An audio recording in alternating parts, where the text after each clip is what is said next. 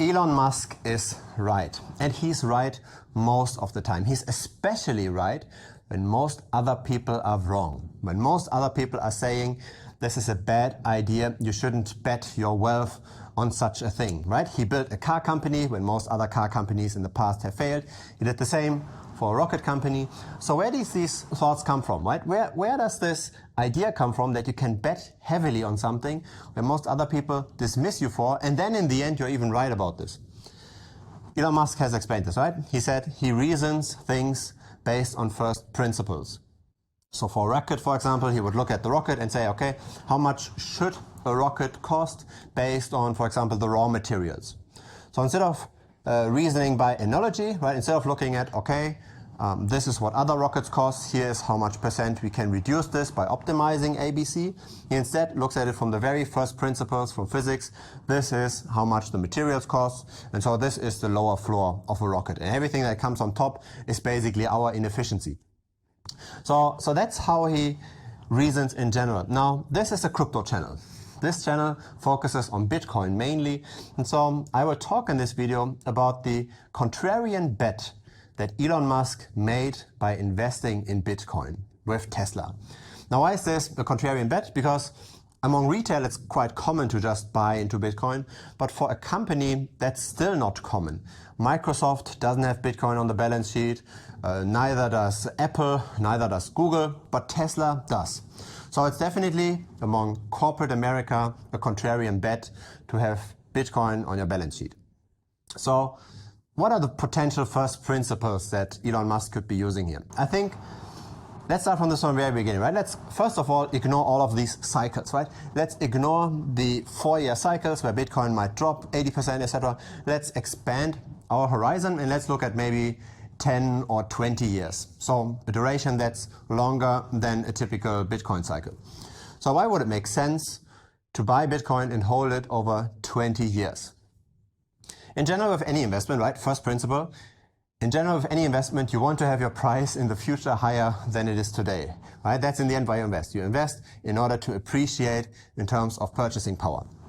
So how is a price discovered? It's discovered by supply and demand. Now, how can we figure out how the demand and the supply will be developing for Bitcoin over the next 20 years? We can look at the last 10 years, right? We can look at how did this develop when we completely ignore all of these cycles. So let's start with demand. Let's look at retail demand. How is retail demand developing if we don't have just the daily ups and downs? Look at this chart over here.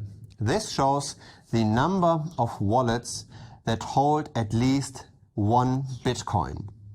And that is up since the peak in 2017 by 41%.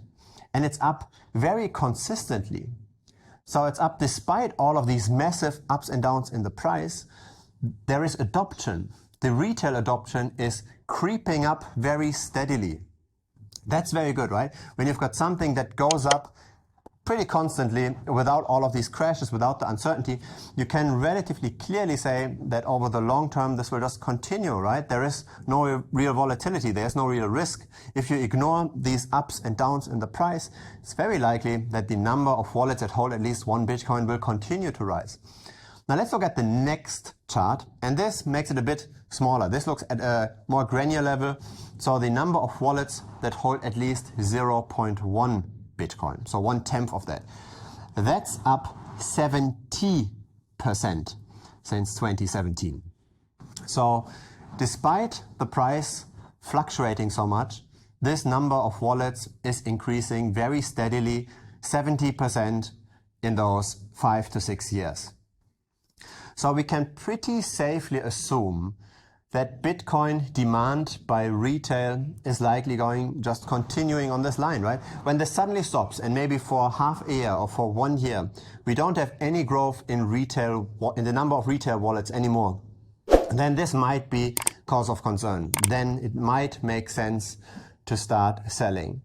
But if that doesn't happen, if there is continued adoption and more people simply just store their wealth in Bitcoin because it has lower inflation, etc., then that's a good thing, right? You want to be in a technology, an investment that continues adoption. So that's number one, right? So let's just say, okay, demand is likely going to go up. What about supply? Now we do know for sure that Bitcoin supply is expanding because we do have our Bitcoin mining.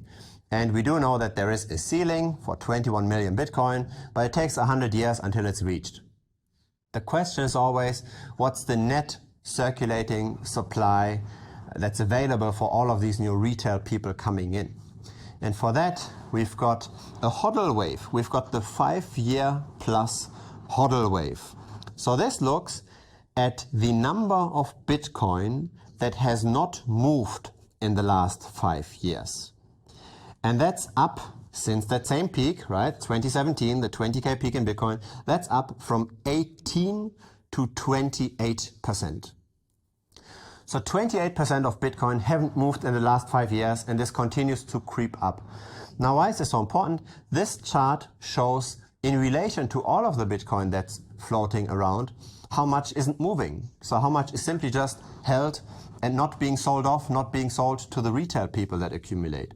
So Bitcoin gets rarer and rarer over time despite the mining. So the purchasing and holding over many, many years, over those cycles, is higher than the mining.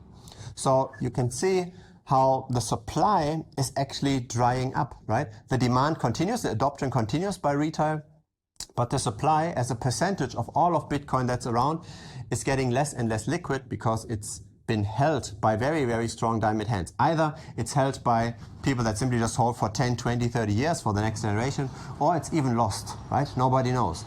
If a Bitcoin doesn't move for 5 years, maybe the key has simply been lost. So that's in the end the overall idea. If you've got these two factors, when you know demand continues to rise, when you know supply will continue to fall, then you've got the perfect recipe for the price being higher in 20 years or in 10 years compared to today. That's all it needs. It simply just needs this imbalance between demand and supply. You can ignore everything else.